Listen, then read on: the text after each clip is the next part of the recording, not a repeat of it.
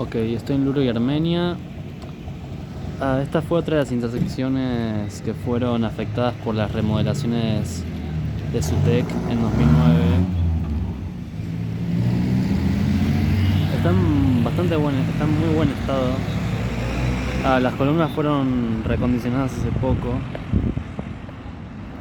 Lastimosamente los pescantes no, pero no se nota tanto porque no están en mal estado tampoco los pescantes.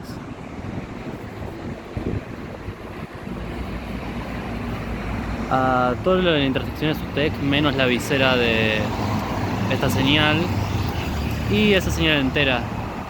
Que puerto de la señal esa es un TEC, es un semáforo TEC y tiene un temporizador en la sección del amarillo.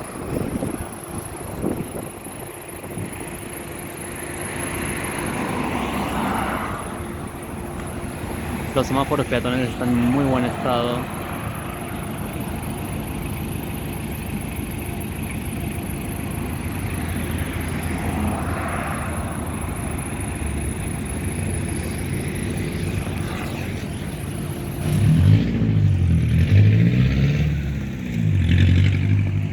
Aquí se puede ver el temporizador del semáforo vehicular TEC.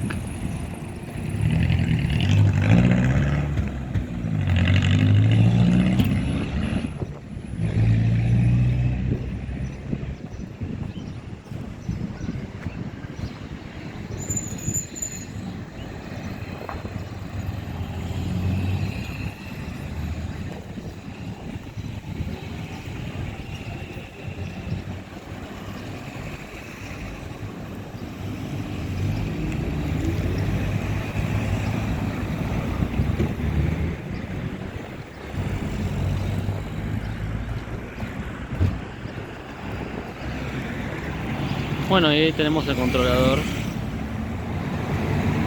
Bueno, esa fue la intersección. Gracias por ver.